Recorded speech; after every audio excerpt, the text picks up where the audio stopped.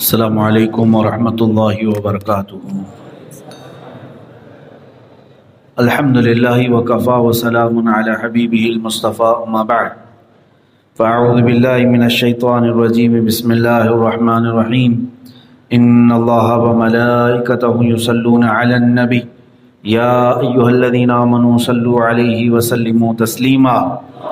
اللہم صل علی سیدنا ومولانا محمد معدن الجود والکرم وآلہ واصحابہ الکرام وابنہ الکریم وبارک وسلم صلاۃ دائمۃ سرمدا ابدا۔ خوف نہ رکھ رضا ذرا، تو ہے عبد مصطفیٰ۔ عبد مصطفیٰ کس کو کہتے ہیں؟ مصطفیٰ کا غلام۔ عبد بندے کو بھی کہتے ہیں اور غلام کو بھی کہتے ہیں، عربی میں غلام کو بھی کہتے ہیں۔ اعلیٰ حضرت اپنا لقب ہی رکھے ہوئے تھے عبد مصطفیٰ۔ آپ اپنے آپ کو کیا کہتے تھے؟ عبد مصطفیٰ۔ اور خود اپنے متعلق کہہ رہے ہیں خوف نہ رکھ رضا ذرا، تو ہے عبد مصطفیٰ، تیرے لیے امان ہے، تیرے لیے امان ہے۔ امان کس کے لیے ہے؟ تیرے لیے امان ہے۔ الحمدللہ عبد مصطفیٰ کے لیے ہی امان ہے۔ اللہ تبارک و تعالی الامان والحفیظ، ہم سب کے لیے اللہ تبارک و تعالی امان ہی رکھے، اس لیے کہ ہم غلامان مصطفیٰ۔ اور جو خوف ہے، ڈر ہے، یہ آتا صرف اس لیے ہے کہ جب دنیا کی محبت کثرت سے غالب آ جائے، دل کے اوپر دنیا کی محبت زیادہ غلبہ کر جائے اور موت سے ڈر لگنے لگے، مرنے سے خوف آنے لگے، تب پھر دنیا والوں کا ڈر اللہ تعالیٰ تمہارے دلوں پر بٹھا دیتا ہے۔ مرنے کا اگر خوف نہ ہو تو پھر دنیا میں کون سا خوف باقی رہے گا؟ کوئی ڈر نہیں ہے۔ میں بچوں سے بھی یہ کہتا ہوں، یا وہ عورتیں جو چھوٹے چھوٹے جانوروں سے بھی ڈرتے ہیں، چھپکلی سے، کاکروچ سے، اور بہت سارے لوگ صرف چڑیل، بھوت اور پریت ان ناموں سے بھی ڈرے ہوئے ہیں۔ جس کو بہت زیادہ ڈر لگتا ہے اس کے لیے علاج ہے۔ ایک چیز سوچو کہ اگر جو چیز میں ڈر رہا ہوں جس چیز سے، وہ اگر سامنے آ جائے تو زیادہ سے زیادہ کیا ہوگا؟ جن آئے، پر تمہارے حساب سے جن بہت ڈراؤنی چیز ہے، تمہارے حساب سے کسی کو چڑیل سے، کسی کو پری سے، کسی کو چھوٹے جانوروں سے، چوہے سے، کتے سے، جس سے بھی ڈر ہے وہ زیادہ سے زیادہ کیا کر سکتا ہے؟ حملہ کرے گا تمہارے اوپر اور اس کے بعد تم مر جاؤ۔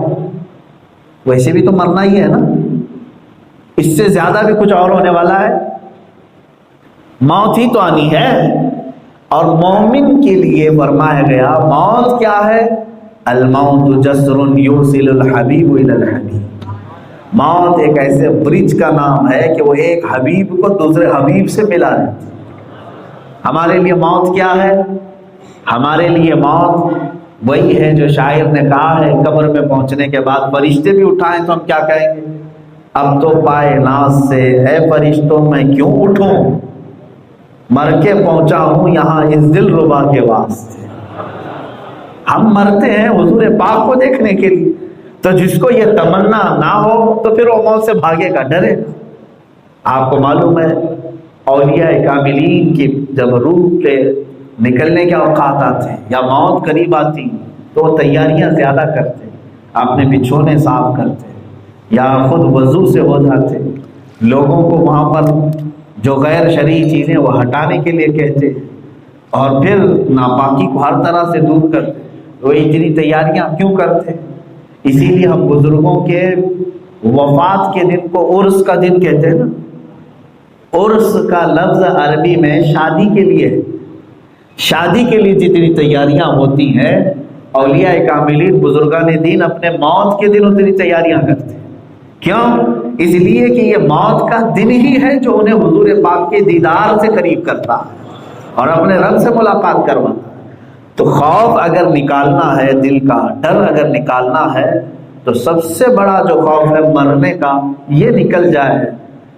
دیکھیں آپ، کبھی میں تو ان نوجوانوں کو دیکھتا ہوں جو سب بڑے بڑے برے حادثے دیکھ کر کے بھی اسٹنٹ کر رہے ہوتے ہیں، ان کو خوف کیوں نہیں؟ شاید ان کے دلوں سے موت کا خوف نکل گیا ہے، تبھی تو اس طرح کی من چلی حرکتیں کرتے. انہیں شاید کسی نے موت کا خوف دل سے نکالا ہے، تبھی تو خطرناک سٹنٹ کرتے. میرے عزیزوں، موت کا خوف نکالنے کا مطلب بائک رائڈنگ نہیں ہے، آگ سے کھیلنا نہیں ہے. موت کا خوف نکالنے کی بات میں جو کر رہا ہوں وہ غلط کاموں کو کرنے کے لیے نہیں، بلکہ تم کفار و مشرکین، شیاطین، جنات، وسوسے، ان کا خوف اپنے دل سے نکالو. اس کے لیے یہ بات علاج کے طور پر کہی جا رہی کہ موت کا خوف نکالو. موت کا خوف نکالنے کے بعد اگر تم بے خوف ہو گئے، اب ڈر نہیں لگتا، تو پھر میں کہوں گا سٹنٹ نہ کرو، بلکہ اللہ کی راہ میں شہید ہونے کا جذبہ پیدا کرو. مرنے کا اگر شوق ہے تو گاڑی میں گر کے کیوں مرو؟ مرنے کا اگر شوق ہے تو آگ پھونک کر کیوں مرو گے؟ اللہ کی رضا حاصل کرتے ہوئے دنیا سے جاؤ، علم اسلام بلند کرتے ہوئے جاؤ. بہرحال اعلیٰ حضرت نے فرمایا قیامت کے دن کا منظر یہ بھی ہے، ڈر تھا کہ گناہوں کی سزا اب ہوگی یا روز جزا. یہاں دنیا میں ظاہر سی بات ہے گناہ کیے ہیں تو سزا یہاں ملنے والی ہے کہ پھر قیامت کے دن ڈر تو ہے. تو اس ڈر کو کون نکالا ہمارے دل سے؟ میرے آقا کی رحمت سے. اعلیٰ حضرت فرماتے ڈر تھا کہ عصیان کی سزا اب ہوگی یا روز جزا، دی ان کی رحمت نے صدا یہ بھی نہیں ہوگی. کیوں ڈر رہا ہے؟ یہاں بھی نہیں ہوگی، وہاں بھی نہیں، بچا لیا جائے گا. عزیزان گرامی، جس رسول کا تمہارے ساتھ اتنا بڑا احسان ہے، وہ تمہارے ساتھ ہیں ہر گھڑی، میرے آقا صلی اللہ تعالی. پھر اس امت کو کیا خوف کے ماحول میں جینا چاہیے؟ ڈر ڈر کر کے جینا چاہیے؟ یہاں تک کہ ہر امتی کا یہ بھی عقیدہ ہے کہ مروں گا تو قبر میں بھی میرے آقا تشریف لائیں. نہیں ہے، بلکہ ہم جب پیدا ہوئے تھے ہمارے کانوں میں بھی اذان میں اشہد ان محمد رسول اللہ یہ آواز گونجی تھی کہ نہیں؟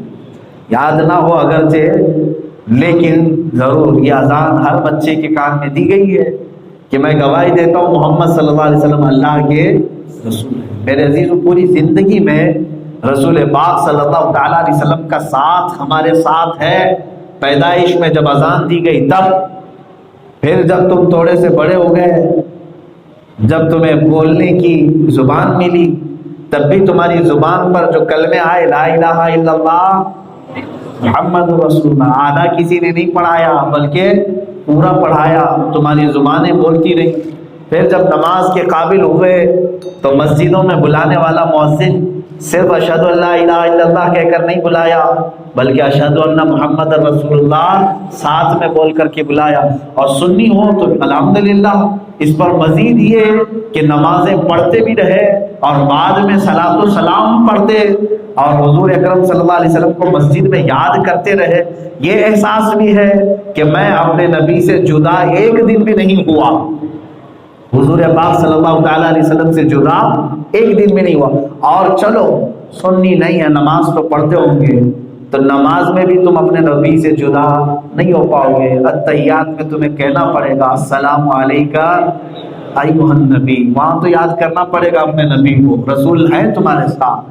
اور اس کے بعد میرے عزیزوں، جمعہ کا کوئی خطبہ اس وقت تک مکمل نہیں ہوتا جب تک میرے آقا پر آپ درود نہیں بھیجیں. جمعہ، عیدین، کوئی چیز تمہاری کمپلیٹ نہیں. یہاں تک کہ آپ کو یہ بھی بتا دوں، میں خود اپنے زندگی میں اکثر جب بھی کسی کا نکاح پڑھاتا ہوں تب دولہا اور دلہن کو یہ وصیت بھی کر جاتا ہوں. حالانکہ یہ ضروری نہیں ہے، لیکن میں اپنی جانب سے یہ وصیت کرتا ہوں کہ آدم علیہ السلام جب حضرت حوا کو چھونے لگے جنت میں، یہ نکاح کا جو تصور ہے جنتی ہے، تو اللہ رب العزت کی طرف سے حکم آیا کہ حوا ابھی تمہارے لیے حلال نہیں ہوئی، اس کا مہر دو. مہر آدم علیہ السلام کو حکم ہوا کہ ان کا مہر دیا جائے. آپ نے پوچھا مولا کیا مہر میں دوں؟ تو فرمایا رب تعالیٰ نے کہ تمہاری اولاد میں اخیر زمانے میں میرا ایک محبوب نبی پیدا ہوگا جس کو زمین میں محمد، آسمانوں میں احمد کہا جائے گا. اس نبی پر 20 بار درود بھیجو، یہ تمہارا مہر ہے. یہ شیخ عبداللہ محدث دہلوی رحمۃ اللہ تعالیٰ علیہ نے بھی اپنی کتاب میں روایت درج فرمائی. میں عرض یہ کرتا ہوں کہ آج میں جب نکاح کی تقریب میں ہوتا ہوں تو اکثر و بیشتر نصیحت کے طور پر دولہا اور دلہن کو یہ کہا جاتا ہے، میں اپنی جانب سے کہتا ہوں تم نے دنیا میں جو شرعی قانون کے حساب سے مہر ہے 5,000 7,000 10,000 یا سونا زیور مہر تو دیا ہوگا، لیکن شام ہونے سے پہلے پہلے میرے آقا پر تم بھی درود بھیجو 100 مرتبہ صحیح یا 20 مرتبہ ہی صحیح، تاکہ تمہارا مہر آدم بھی ادا ہو جائے، مہر شریعت مصطفیٰ بھی ہو جائے. ہم زندگی کی ازدواجی زندگی کی شروعات بھی میرے آقا کے درود کے ساتھ کرتے ہیں. میرے عزیزوں کہیں پر بھی جدا نہیں ہے رسول پاک صلی اللہ علیہ وسلم سے. تو جس امت کا حضور کو یاد کرنا اتنا زیادہ ہو تو پھر وہ اپنے آپ کو تنہا کیوں محسوس کرنے لگ گئی، اکیلا پن کیوں ہو گیا؟ اب ڈر کس بات کا، خوف کس بات کا؟ اللہ کے نبی صلی اللہ تعالیٰ علیہ وسلم کے ساتھ ہونے کا تصور تمہیں مضبوط بنا دے گا. لیکن اسی تصور کو ختم کرنے کے لیے کچھ درندے تمہارے درمیان آئیں، کچھ اس طرح کے شرپسند تمہارے درمیان آئیں گے. نہیں، رسول تو انتقال کر کے اس کے بعد ان کا کچھ اتا پتہ نہیں. بعض لوگ یہ کہیں کہ عمر کر مٹی میں مل گئے، نعوذ باللہ من ذالک. اس طرح کا تصور امت کے ذہن میں صرف اس لیے ڈالنا چاہتے ہیں کہ امت اپنے ساتھ رسول کے ہونے کے احساس کو ختم کر دے. میں تنہا ہوں، میں اپنے ساتھ جیوں. نہیں، میں اپنا تصور یہ بتاؤں میرے عزیزوں، ہم موت تک رسول پاک صلی اللہ تعالیٰ علیہ وسلم کی رحمت کے سائے میں، کیونکہ اللہ تبارک و تعالیٰ نے قرآن میں اپنے رسول کو کیا کہا؟ وَمَا أَرْسَلْنَاكَ إِلَّا رَحْمَةً لِلْعَالَمِينَ. اے رسول ہم نے آپ کو سارے جہانوں کے لیے رحمت بنا کر بھیجا. اس سے پہلی آیت سنی تھی کہ نہیں سنی تھی؟ تقریباً سب سنیوں کو معلوم. اللہ نے کیا فرمایا اپنے رسول کو؟ اے رسول ہم نے آپ کو سارے جہانوں کی رحمت بنا کر کے بھیجا. اس آیت میں کہیں آج تک آپ نے سنا تھا، آج تک کبھی سنا تھا کہ اللہ نے یہ فرمایا اے رسول ہم نے آپ کو سارے جہانوں کی رحمت بنا کر کے بھیجا، 1 سال کے لیے، 2 سال کے لیے، 4 سال کے لیے، 5 سال کے لیے، 60 سال کے لیے، 100 سال کے لیے؟ کہیں ہے آج تک سنا تھا؟ نہیں، بلکہ آیت ہمیشہ یہ سنائی گئی ہے اے رسول ہم نے آپ کو سارے جہانوں کے لیے، کس کے لیے؟ سارے جہانوں کے لیے رحمت بنا کر بھیجا. تو یا عقیدہ یہ ہونا چاہیے جب تک یہ جہان باقی ہے وہ رسول کی رحمت بھی ساتھ باقی ہے. جہان جب تک ہے تب تک رسول کی رحمت ہے. وہ جو نہ تھے تو کچھ نہ تھا، وہ جو نہ ہو تو کچھ نہ ہو. جان ہے وہ جہان کی جان ہے. تو آج ہم جو جی رہے ہیں جان ہے، ہمارے ساتھ ہے. اور اعلیٰ حضرت رضی اللہ تعالیٰ عنہ کا تصور تو دیکھیں. لوگ یہ کہتے ہیں محفل میں حضور صلی اللہ تعالیٰ علیہ وسلم کے آنے کی یہ بات کرتے ہیں. ارے اعلیٰ حضرت یہ فرماتے ہیں کہ جان ہے، جان کیا نظر آئے، کیوں عدو گرد غار پھرتے ہیں. حضور صلی اللہ تعالیٰ علیہ وسلم کو تو فاضل بریلوی نے فرمایا وہ کائنات کی جان ہے، اور جان ساتھ میں ہوتی ہوں، ہمارے ساتھ ہیں میرے آقا صلی اللہ علیہ وسلم. یہ تصور تمہارے لیے بہت مضبوط بنا ہے، بہت مضبوط کرے گا. خوف ڈر نکالنے کا ایک سب سے بہترین علاج یہ ہے میرے عزیز. میں آپ ایک بات یہ بھی بتا دوں، مثال کے طور پر میں کسی راستے کا ایکسپرٹ ہوں، اگر 1 کلومیٹر اس راستے کا میں ایکسپرٹ ہوں، آپ کو اچانک کسی نے بلایا اور کہا یہ جنگل کا راستہ ہے، خاردار جھاڑیاں، رات کا وقت ہے، آپ کو جانا ہے اس راستے پر. تو آپ ڈرنے لگ گئے، رات کے وقت جنگل سے گزروں گا، یہ دونوں طرف جھاڑیاں ہیں. لیکن کسی نے میری طرف اشارہ کر کے بتا دیا ڈرنا مت، یہ اس راستے کے ایکسپرٹ ہیں، یہ تیرے ساتھ جائیں. اب مجھے بتاؤ اس جنگل میں جانے سے ڈر لگے گا؟ آپ کو جب بتانے والا یہ بتا دے کہ یہ تمہارے امام ساتھ میں جائیں گے، یہ ایکسپرٹ ہے، اس راستے میں آتے جاتے رہتے ہیں، تو تمہارا خوف نکل جائے گا صرف اتنی بات سے کہ یہ راستے میں ساتھ چلنے والے ہیں. میرے عزیزوں، اللہ رب العزت نے تمہیں دنیا میں بھیجا موت تک یہ خاردار جھاڑیوں کے بیچ سے گزرنے کے لیے۔ ہاں، خاردار جھاڑیوں کے بیچ سے تمہیں گزرنا ہے، لیکن رب تعالیٰ نے ساتھ میں یہ فرمایا ڈرو مت، میرا رسول تمہارے ساتھ، میں انہیں رحمت بنا کر بھیجوں گا۔ تو اب امت کو کیا چاہیے؟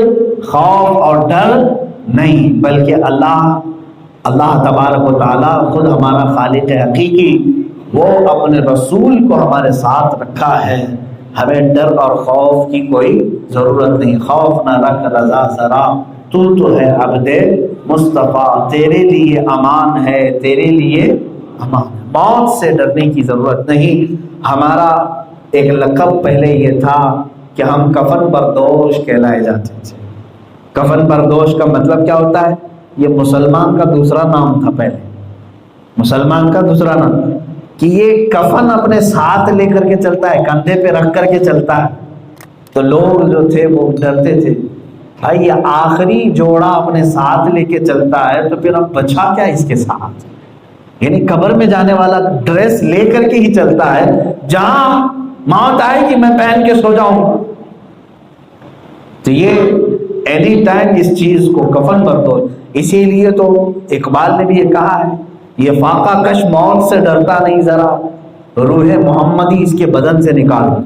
اب دیکھیں یہاں پر بھی اقبال نے یہی کہا کہ یہ جو مومنین پہلے نہیں ڈرتے تھے، کسی چیز سے نہیں ڈرتے تھے، ارے ایسے ایسے حالات بھی آئے صلاح الدین ایوبی رحمۃ اللہ تعالیٰ علیہ کے ساتھ، آپ کے ساتھ ایک معاملہ ایسا بھی آیا کہ چند ہزار کی فوج ہے آپ کے ساتھ اور 4 لاکھ صلیبیوں کے ساتھ مقابلہ، 4 لاکھ صلیبیوں کے ساتھ مقابلہ، لیکن مجال ہے کہ صلاح الدین ایوبی کا ایک ساتھی بھی پاؤں پیچھے کر کے نکلا، بلکہ تاریخ میں رقم ہے آج بھی، یہ چند ہزار کی فوج کو اللہ نے اتنی بڑی کامیابی عطا کی کہ 4 لاکھ کے پاؤں اکھڑ گئے میدان سے، اکھڑ گئے میدان سے نکل گئے۔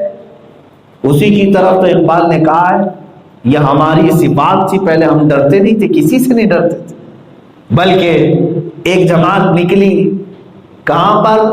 اسپین جانے کے لیے۔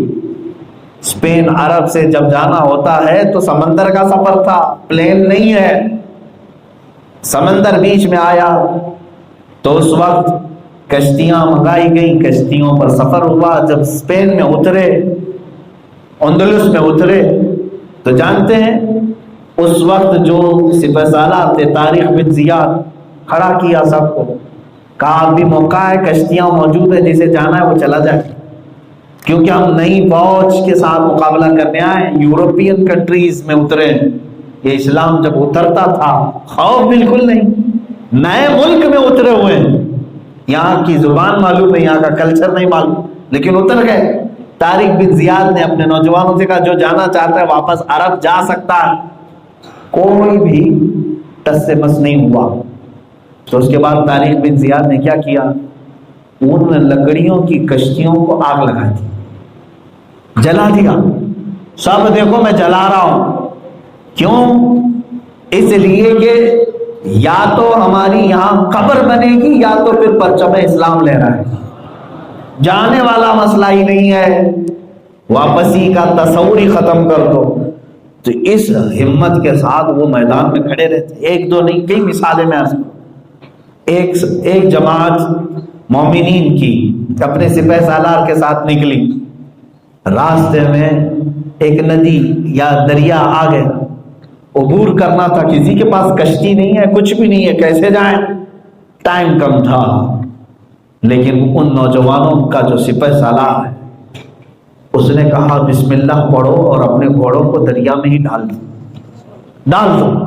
کون سا تصور تھا ان کے پاس کہ دریا جو موجیں لہریں لے کر بہ رہا ہو، اس میں گھوڑے جیسی سواری کو آگے بڑھائے۔ ہم کار بھی نہیں آگے بڑھاتے، ہم کار اور بائک نہیں بڑھاتے، وہ گھوڑوں کو بڑھا دیے، بڑھایا۔ اس کے بعد آج تک تاریخ میں یہ واقعہ بھی رقم ہے کہ یہ پوری مومنین کی فوج اس دریا کو صرف گھوڑوں سے عبور کر کے واپس دوسرے کنارے پر آئی، کسی گھوڑے کے ٹاپ میں پانی کی ایک بوند بھی نہیں تھی۔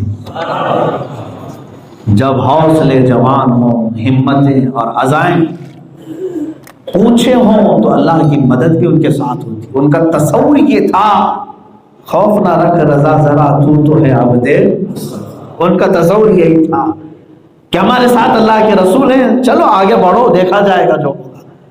اس ہمت کے ساتھ وہ جب جاتے تھے تو اسی لیے اقبال نے کہا ہے ہماری صفات یہ تھی، دی اذانیں کبھی افریقہ کے تپتے ہوئے صحراؤں میں تو کبھی یورپ کے کلیساؤں میں، دشت تو دشت ہے دریا بھی نہ چھوڑے ہم نے، بحر ظلمات میں دوڑا دیے گھوڑے ہم۔ میرے عزیزو، یہ مومنین کی جماعت کی صفات اقبال نے بیان کیا ہے۔ ہم ڈرتے نہیں تھے کسی سے، خوف نہیں کھاتے تھے، اس لیے کہ سب کے ساتھ جو نہیں ڈرنے کا ایک تصور تھا، وہ کیوں، اس کا بھی میں بتاتا ہوں۔ اقبال نے خود ہی یہ بتایا، شاعر مشرق علامہ اقبال کہتے ہیں پوری دنیا اس بات پر پریشان ہو گئی یہ ڈرتے کیوں نہیں آخر، یہ فاقہ کش ہیں، بھوکے رہتے ہیں، ان کے پاس پیسہ نہیں رہتا ہے، گدڑیاں پہنتے ہیں، روٹیاں تک نہیں رہتی ان کے پاس، لیکن جب اڑ جاتے ہیں تو پاؤں شیروں کے بھی میدان سے اکھڑ جاتے ہیں۔ ہاں، اس کے بھی بارے میں اقبال نے کہا ہے، ارے تیغ تو تیغ ہے ہم توپ سے لڑ جاتے ہیں، تیغ تو تیغ ہے ہم توپ سے بھی لڑ جاتے ہیں، اور جب اڑ جاتے ہیں تو پاؤں شیروں کے بھی میدان سے اکھڑ جاتے ہیں۔ ہاں، یہ مقابلہ لینے کی ہمت ان کو کیوں آتی تھی؟ پوری دنیا نے اس پر ریسرچ کیا کہ یہ کون سی طاقت لے کر کے چلتے ہیں کہ ڈرتے نہیں ہیں، موت سے بھی ڈرتے نہیں، کسی چیز سے ڈرتے نہیں۔ ارے ان کی بھی بیویاں ہوتی ہیں، بچے ہوتے ہیں، سب گھر بار رہتا ہے، پھر بھی میدان میں آ جاتے ہیں، سب چھوڑ چھاڑ کے آتے ہیں، کیوں نہیں ڈرتے؟ اسی کو جو ہے ایک انگریز نے کہا تھا، جس کی ترجمانی اقبال نے اپنے شعر میں کہا، یہ واقع کش موت سے ڈرتا نہیں، ذرا بالکل نہیں ڈرتا ہے یہ مسلمان، کیوں؟ روح محمدی اس کے بدن سے نکال دو، یہی ایک چیز ہے، ایک عنصر ہے، رسول اس کے ساتھ ہیں، یہ جو تصور ہے اس کا یہ ختم کرو، پھر دیکھو ہر چیز سے ڈرے گا۔ یہ تصور مومنین کو ہمیشہ کامیاب رکھا تھا کہ میرا رسول میرے ساتھ ہے، میں رسول کا امتی ہوں، میرے لیے مدد آئے گی۔ اور اسی کو اقبال نے اپنے الفاظ میں یوں کہا، ان کے جو ہم غلام تھے خلق کے پیشوا رہے، ان سے پھرے جہاں پھرا، پھر آئی کمی وقار۔ علاج کیا ہے میرے عزیزو؟ اب علاج کیا ہے؟ واپس آنا چاہتے ہو تو اس کا علاج بھی یہی ہے، ہمیں کرنی ہے شہنشاہ بطحا کی رضا جوئی، وہ اگر اپنے ہو گئے تو رحمت پروردگار، اگر رسول ہمارے ہو گئے تو رحمت پروردگار ہماری ہے، اپنی ہے۔ اسی کے ساتھ میں اپنی گفتگو یہ ختم کرنا چاہوں گا کہ خوف دل سے نکالو، ڈر اپنے سینے سے نکالو، تم کس کے امتی ہو؟ محمد رسول اللہ صلی اللہ علیہ وسلم، جو افضل الرسل ہیں، سید الانبیاء ہیں، سید الاولین، سید الآخرین ہیں، اور روز جزا قیامت کے دن بھی میرے آقا صلی اللہ تعالیٰ علیہ وسلم کے سر شفاعت کا صحرا ہے، حضور اکرم صلی اللہ تعالیٰ علیہ وسلم کی شان محبوبی وہاں دکھائی جانے والی ہے۔ یہ تمام چیزیں، تم اس رسول کے امتی ہو تو اب تھوڑا بہت خوف تو اپنے دل سے نکالنا چاہیے، بے خوف ہو کر کے جیو، کفار و مشرکین تمہارا کچھ نہیں بگاڑ سکیں گے جب تک کہ خود تم اپنے اعمال سے انہیں موقع نہ دے دو، اور اگر کچھ معاملات ہمارے ساتھ ہوتے ہیں تو اس کو ہم خوشی سے قبول کریں گے، اس لیے کہ اللہ تعالیٰ ایمان والوں کو آزماتا ہے، جیسے بلال حبشی کو غلامی رسول میں آزمایا گیا، ایسا نہیں ہے کہ ان کی آزمائش نہیں ہوئی، آگ کے کوئلے ان کے جسم پر رکھے گئے، پتھر سل گرم ان کے جسموں پر رکھی گئی، لیکن یہ ایک وقت تک ہوتا ہے، لمیٹڈ ٹائم تک شیطان اپنی طاقت دکھا سکتا ہے، لیکن جب رب تبارک و تعالیٰ کی رحمت آتی ہے تو پھر وہی بلال جس کے پیروں میں رسی ڈال کر کے مکہ کے اوباش بدماش کھینچتے تھے، گلیوں میں لے کر کے جاتے تھے، ریت پر سلا کر، بالو پر سلا کر سل ان کے جسم پر رکھتے تھے، لیکن چند ہی دنوں کے بعد دنیا نے یہ دیکھا وہی حبشی ہے، وہی غلام ہے، وہی مکہ کا غلام بلال حبشی فتح مکہ کے دن جب سارے لوگ نیچے کھڑے ہیں اور یہ کعبے کی چھت پر چڑھا ہے، اللہ رب العزت مقامات پہ بلند کرتا ہے۔ رسول پاک صلی اللہ تعالیٰ علیہ وسلم کی غلامی میں سیدنا بلال حبشی رضی اللہ تعالیٰ عنہ کو وہ مقام ملا کہ اگرچہ وہ حبشہ کے رہنے والے تھے، حبشہ کے رہنے والوں کا رنگ کالا ہوتا ہے، لیکن میرے آقا صلی اللہ تعالیٰ علیہ وسلم کے اس عظیم جانثار صحابی ساتھی کا یہ حال ہے، بزرگان دین فرماتے ہیں چاند بھی ان پر رشک کرتا ہے، اس لیے کہ چاند اگر چوتھے آسمان پر سے چمکتا ہے تو یہ اس کی دوری ہے، چمک ہے، لیکن بلال تو جلوہ گاہ رسول میں بیٹھ کر چمکتا ہے۔ میرے آقا صلی اللہ علیہ وسلم کی صحبت انہیں ملی۔ بہرحال میرے عزیزوں، اللہ کے حبیب صلی اللہ تعالیٰ علیہ وسلم سے لو لگا، ان سے قربت زیادہ کیسے آئے گی؟ قربت کثرت سے میرے آقا پر درود پڑھنا شروع کر دو، روزانہ تسبیح اپنے ہاتھ میں رکھو، جتنا زیادہ ہو سکے حضور پر درود بھیجو۔ امام غزالی رحمۃ اللہ علیہ فرماتے ہیں اس سے ہوگا یہ کہ تمہارے نبی کی محبت تمہارے دل میں زیادہ ہو جائے گی، جتنا درود پڑھتے جاؤ گے عشق اتنا زیادہ ہوتا چلا جائے گا، بڑھتی چلی جائے گی محبت۔ ایک وقت ایسا آئے گا کہ تمہاری زبان رک بھی جائے گی، تمہارے دلوں کی دھڑکنوں میں بھی میرے نبی کی محبت دھڑکتی رہے گی۔ اور اسی کو تو کہا ہے کسی نے، جنید بغدادی رضی اللہ تعالیٰ، جنید بغدادی رضی اللہ تعالیٰ کا حال یہ تھا کہ آپ کے پڑوس میں ایک عیسائی حکیم رہتا تھا۔ اس زمانے میں حکیم صرف چورن دینے والے نہیں ہوتے تھے، وہ صرف جو ہے نبض دیکھ کر کے ساری بیماریاں پہچان لیتے ہیں، بلکہ یہ جنید بغدادی رضی اللہ تعالیٰ عنہ کے زمانے کی بات کر رہا ہوں۔ آپ کے گھر کے باہر جو نالی تھی، پیشاب پانی وغیرہ اس سے بہتا تھا، تو پیشاب جا رہا تھا، وہ پیشاب دیکھ کر کے اس حکیم نے کہا، قارورہ کہتے ہیں اس کو، کہ یہ جس مریض کا ہے میں دیکھنا چاہتا ہوں اس کو، جس کا پیشاب جا رہا ہے۔ وہ پہچان کر کے گیا تو کہا کہ یہ حضرت جنید بغدادی کے مکان کے پاس سے جا رہا ہے۔ تو حکیم کو بے چینی بہت زیادہ تھی، پوچھا لوگوں نے کہ کیا تم پوچھنا چاہتے ہو، کیا دیکھنا چاہتے ہو، کیا اس مریض میں تم نے دیکھ لیا؟ کہا میں بتاتا ہوں، وہ زندہ بھی ہے یا بہت بری حالت میں دیکھنا چاہتا ہوں۔ اس کو ملایا گیا تو دیکھا حسین چہرہ اپنے مسند پر بیٹھا ہوا، کوئی بیمار نہیں، کوئی بیمار نہیں۔ وہ ہکا بکا رہ گیا، کہا یہ جو نالی بہتی ہے یہیں سے، یہیں کا یہ پیشاب جاتا ہے؟ کہا لیکن میرے حکیمی کے اعتبار سے، حکمت کے اعتبار سے، یہ جو پیشاب بہ رہا ہے یہ ایسے شخص کا ہے جس کا دل جل چکا ہے، کباب ہو چکا ہے۔ اس آدمی کو تو اس طرح سے زندہ رہنا نہیں چاہیے تھا، یا تو بہت ہی سخت بیمار ہو کر بستر پکڑ لیا ہو۔ اگر یہ تمہارا ہے تو پھر تمہارا دل کیسا ہے؟ تو پھر حضرت جنید بغدادی رضی اللہ تعالیٰ عنہ نے فرمایا، ہاں دنیا کی محبت میں جلا ہوا دل اور ہے، یہ دل مدینے کے آقا کی محبت میں جلا ہوا ہے۔ یہاں کے رسول پاک صلی اللہ تعالیٰ علیہ وسلم کی محبت میں جو دل سرشار ہوتا ہے اس کو جلا ہوا نہیں، بلکہ یہ ایسا درد ہے جس کو فاضل بریلوی نے کہا ہے۔ امام اہل سنت فاضل بریلوی رضی اللہ تعالیٰ عنہ فرماتے ہیں، میاں جان ہے عشق مصطفیٰ، روز فضو کرے خدا۔ فضو کہتے ہیں بڑھانا۔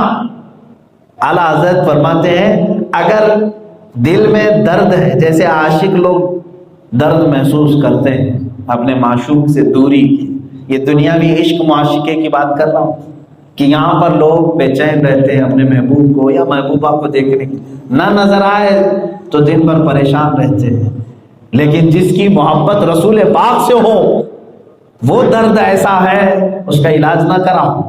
اعلیٰ حضرت فرماتے جان ہے عشق مصطفیٰ، روز فضو کرے خدا، جس کو ہو درد کا مزہ ناز دوا اٹھائے۔